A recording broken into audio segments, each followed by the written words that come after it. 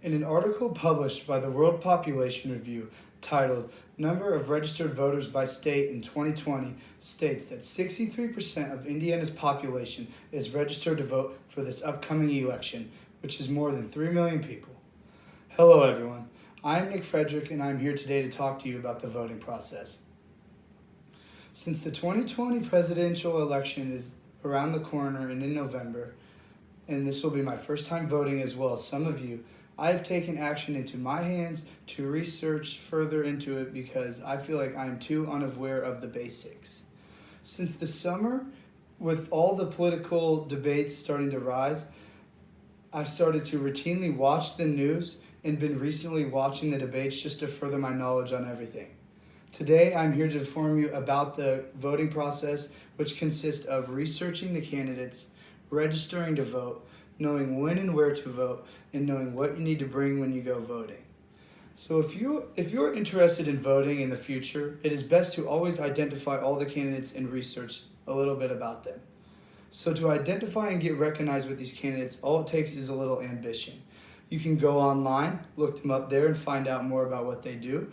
You can turn on your TV, go to any news channel and find out more information about them there. Or you can go to any political rallies or campaigns that take place in your city or near your city. After doing the proper research for a candidate, it's time to take action. So you must be registered to vote before actually voting, and there are several ways to do that. The article 14 Facts About Voting in Federal Elections, published by the U.S. Election Assistance Commission, clearly states that you may apply for voter registration through mail, online, and in person. If you plan to register through mail, you must complete and submit the National Voter Mail Registration Form within the state that you live in.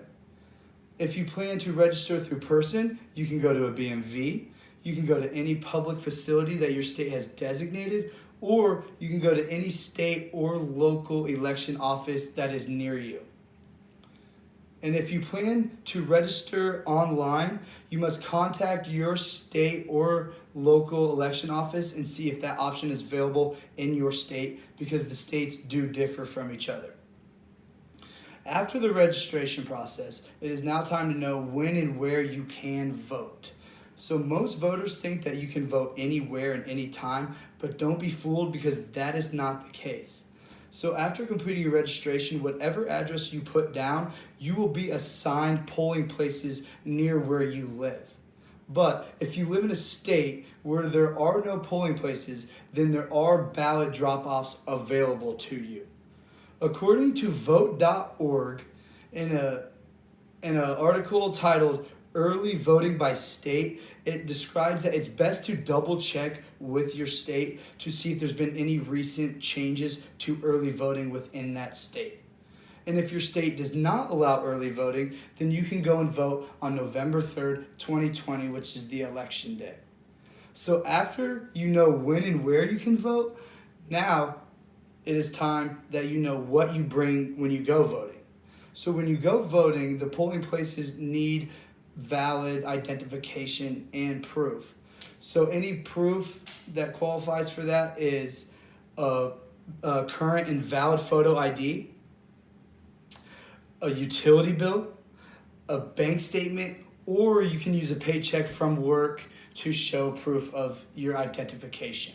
So in conclusion, today I've hopefully expanded your knowledge on the voting process, and now you all are aware that researching a candidate, registering to vote, knowing when and where to vote, and knowing what to bring when to go voting are all a part of the voting process.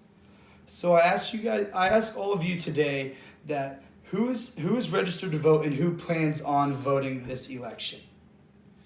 If you are, good. If you are not, I highly recommend that in the future you register and do vote, because as American citizens, this is our only way we can express our voice in this country. And I promise you, your vote truly does matter, and I thank you all for listening to my presentation.